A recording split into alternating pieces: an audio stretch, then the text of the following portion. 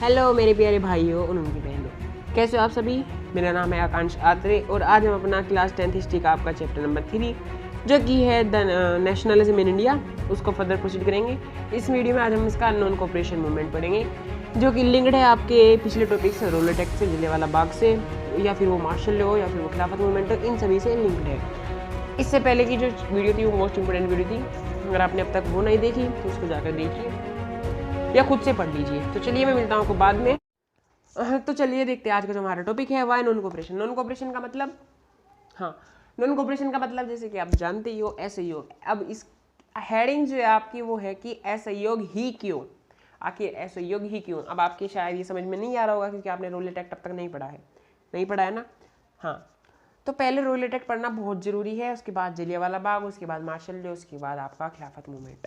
अगर वो नहीं पढ़ा तो ये नहीं समझ में आएगा, ये तो पक्का है क्योंकि ये टोटली उससे लिंक्ड है। रोलेट एक्ट मैंने इससे प्रीवियस वीडियो में डिस्कस किया था, आपके चैप्टर का मोस्ट इंपोर्टेंट वीडियो। ये चैप्टर के अच्छे क्वेश्चन आपके 10th बोर्ड के एग्जाम में बनेंगे।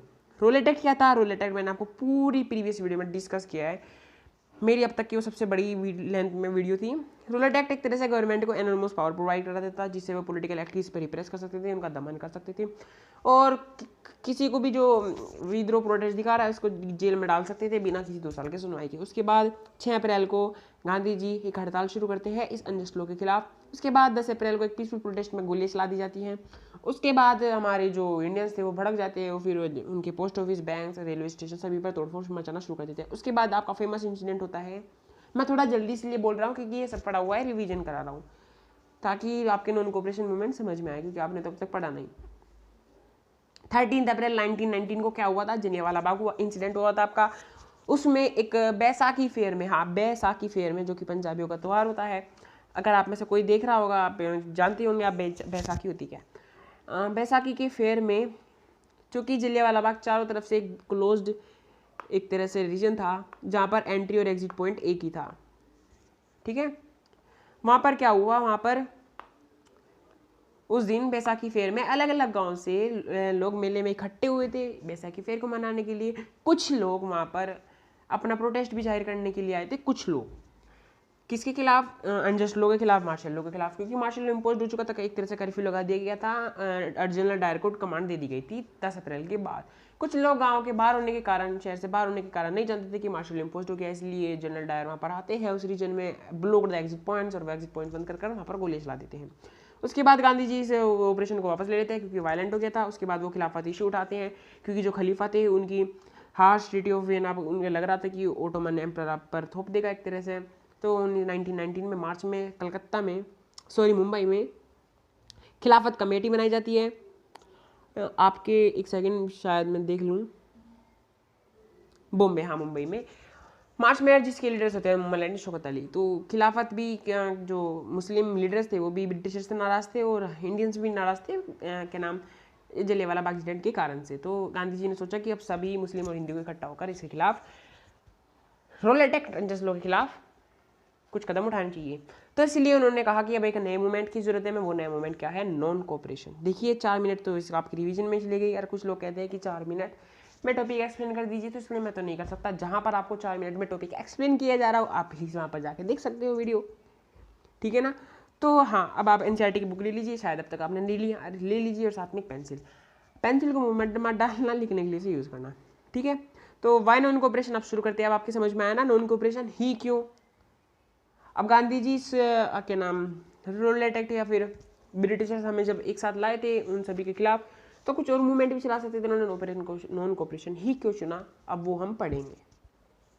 In his famous book Hind Swaraj 1909 Mahatma Gandhi declared the British rule was established in India with the cooperation of, note कीजिए इस पॉइंट को, in his famous book of Hind Swaraj 1909 में महात्मा गांधी ने बुक लिखी होगी हिंद स्वराज 1909 में, जिसमें उन्होंने डिक्लेयर किया था कि British rule was established in India with the cooperation of Indians, जिसमें उन्होंने लिखा था कि जो ब्रिटिश रूल इंडिया पर कब्जे, जैसे ब्रिटिशों ने कब्जे किया हमारे ऊपर, वो एक तरह से हमारे सहयोग के कारण ही किया है, and had survived only because of this cooperation, और वो इंडिया पर भी इसीलिए अभी तक कब्जाए हुए हैं क्योंकि हम उनका कोऑपरेट कर रहे हैं। इसीलिए गांधी जी ने नॉन कोऑपरेशन मूवमेंट चलाया। आई होप आपको इसका आंसर मिल गया होगा। अगर पूरा फील नहीं आ रहा है तो पिछला टॉपिक तो खुद से पढ़ ही लीजिए भाई, नहीं समझ में आता है तो वीडियो देख लेना। If Indians refuse to cooperate, British rule in India would collapse within a year and swaraj could become. Gandhi ji का ऐसा मानना था कि अगर हम ब्रिटिशर्स का पूरी तरह से कोऑपरेट करना ही बंद कर दे, रिफ्यूज कर दे एक तरह से, तो British rule in India would collapse, जो ब्रिटिश रूल है भारत में एक तरह से वो खुद ही कोलैप्स हो जाएगा, यानी टूट जाएगा, नष्ट हो जाएगा विद इन ईयर, एक साल के अंदर ही, एंड स्वराज वुड बिकम, और हम क्या हो जाएंगे, स्वराज यानी इंडिपेंडेंट नेशन बन जाएंगे। गांधी जी का ऐसा मानना था। कब? 1919 के बाद, और हम इंडिपेंडेंट हुए 1947 में। तो देखिए कितना लंबा पीरियड था। How could non cooperation become a movement. अब सवाल ये है कि नॉन कोऑपरेशन एक मूवमेंट, आंदोलन कैसे बनाया जाए, यानी कैसे बन सकता है। अब गांधी जी के लिए सवाल ये था। तो Gandhi ji propose that the movement should unfold in stages. तो गांधी जी ने एक तरह से प्रपोज किया, यानी लोगों को कहा कि जो मूवमेंट है, आंदोलन है, ये एक तरह से बिना रुके चलना चाहिए, यानी निरंतर चलते रहना चाहिए विद अपने पूरे एफर्ट के साथ। गांधी जी ने ये कहा, it should begin with the surrender of titles that the government awarded and boycott of civil services, army, police, courts, legislative councils, schools and foreign goods। यानी टोटल ही सबका नॉन कोऑपरेशन करना था। इसका मतलब ये है, आप इसका मतलब नहीं समझिएगा, इसका मतलब है कि it should begin with the surrender of titles.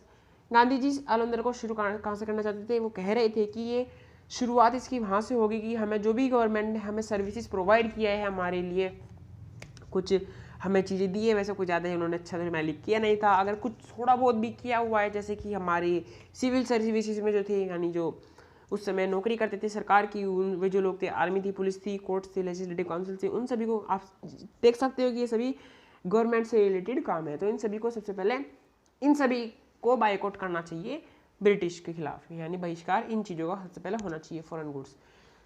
एक तरह से ये एक नॉन कोऑपरेशन मूवमेंट की शुरुआत थी। अगर पूछा जाए आपके एग्जाम में तो आपको ये लिखना है, ठीक है। Then in case the government use depression. अब होता क्या है, अगर इसके बाद गवर्नमेंट रिप्रेशन यूज करे, यानी दमन यूज करे, हमें रोकने की कोशिश करे। अब ये भी तो सवाल है, क्योंकि वो भी हमें रोकना चाहेंगे। आप एक तरह से इसको विजुअलाइज करके अपने मन में पूरी एनिमेटेड स्टोरी बनाकर समझने की कोशिश करना, ठीक है। अब हम उनके खिलाफ इतना बड़ा मूवमेंट चला रहे हैं, तो अब वे रोकने की कोशिश बिल्कुल करेंगे। तो गांधी जी ने देखिए कितनी दूर तक सोचा कि अगर वे हमें रोकने की कोशिश करते हैं, a full civil disobedience campaign would be launched. उन्होंने कह दिया कि a full civil disobedience campaign would be launched, कि एक पूरी तरह से संपूर्ण सिविल डिसोबीडियंस कैंपेन हम फिर चला देंगे, यानी हमें फिर चला देना चाहिए। समझे ना आप? सिविल डिसोबीडियंस मतलब एक तरह से सारे ही सामानों की, यानी पूरी जो हमारी सिविलाइजेशन थी उस समय की, उन सभी को डिसोबीडियंस करना था, यानी अवज्ञा करनी थी ब्रिटिश की। Through the summer of 1920 Mahatma Gandhi and Shaukat Ali कौन? खिलाफत कमेटी के एक तरह से दो भाई थे, लीडर थे, मोहम्मद अली एंड शौकत अली। तो 1920 को समर के दौरान, गर्मियों के दौरान, महात्मा गांधी जी एंड शौकत अली टोड extensively mobilising popular support for the movement. उन्होंने पूरी एक तरह से बढ़ चढ़ाकर इसका प्रचार किया, एक तरह से mobilising popular support for the movement, और एक तरह से अब वो अपने लोगों को जुटाते रहे अपने इस आंदोलन में, ताकि वो उनका सहयोग करें। अब आगे क्या होता है? Many within the Congress were however concerned about the proposals। इसका क्या मतलब है? इसका मतलब है कि कांग्रेस के ही अंदर कुछ लोगों की समझ में नहीं आ रहा था कि ये क्या है, यानी इसमें कैसे सहयोग करना चाहिए, वो उसके लेकर शंकित थे। कांग्रेस के अंदर अपने अंदर लोग इसके समझ में नहीं आ रहे थे गांधी जी कर क्या रहे हैं। They were reluctant to boycott the council election schedule for November 1920। इसका मतलब कि जो शेड्यूल्ड इलेक्शन थे उस समय नवंबर 1920 में पहले से शेड्यूल्ड थे, वो एक तरह से उसको बाइकआउट करने से हिचकिचा रहे थे उस समय, क्योंकि उनके समझ में नहीं आ रहा था कि इस पर उन्हें क्या प्रक्रिया करनी चाहिए। वो उसको लेकर शंकित थे, किसको लेकर? अरे इस नॉन कोऑपरेशन मूवमेंट को लेकर। तो उन्होंने जो शेड्यूल्ड था नवंबर 1920 में इलेक्शन, उसको उन्होंने बाइकआउट करने से वो हिचकिचा रहे थे। And they fear that the movement might lead to a popular violence. और वो डर रहे थे कि कभी ये जो आंदोलन है वो की तरह से एक ताकतवर विद्रोहीकारी आंदोलन न बन जाए, वायलेंट ना हो जाए पहले की तरह, वो उसको लेकर भी डरे हुए थे। In the months between September and December there were intense tussle with the Congress.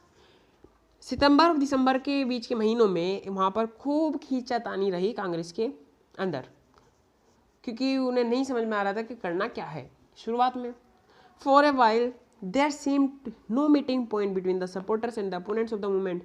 थोड़ी देर के लिए वहाँ पर कोई मीटिंग नहीं हुई, इसको लेकर कोई चर्चा नहीं हुई between the supporters and the opponents of the movement.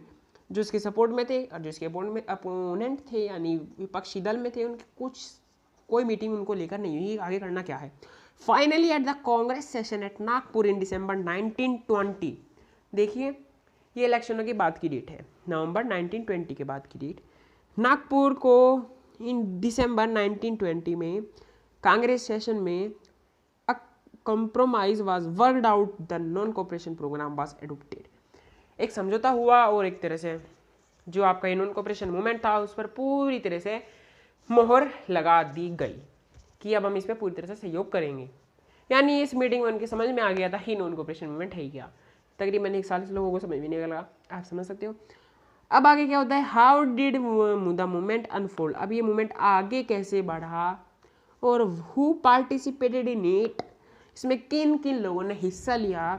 How did different social groups conceive of the idea of no friend cooperation movement, और कैसे कैसे लोगों ने इसको अपने जीवन में उतारा और कैसे इसके लिए आगे बढ़े। ये सब जो हमारे क्वेश्चंस हैं इनका आंसर आपको नेक्स्ट वीडियो में मिलेगा, ठीक है ना। तो आज इस वीडियो में इतना ही। अगर आपके नॉन कोऑपरेशन मूवमेंट नहीं समझ में आया तो प्लीज़ आप जाकर रोलेट एक्ट पढ़िए, वीडियो का लिंक डिस्क्रिप्शन बॉक्स में है। इस वीडियो से रिलेटेड आप सीधे ही कुछ भी डाउट हो तो आप कमेंट बॉक्स में पूछ सकते हो। हाँ, मैं एक बात बतानी आपको भूल गया था शुरुआत में कि हर एक टॉपिक से, जैसे कि आप मेरी वीडियो फॉर्मेट जानती हो, मैं शॉर्ट नोट्स एक तरह से आपके क्विक रिवीजन के लिए डिस्क्रिप्शन बॉक्स में देता हूँ जिससे आप नोट्स बना सकते हो। तो चलिए इसको रिवाइज करते रहिए, मैं मिलूंगा नेक्स्ट वीडियो में, तब तक के लिए ऑल द बेस्ट।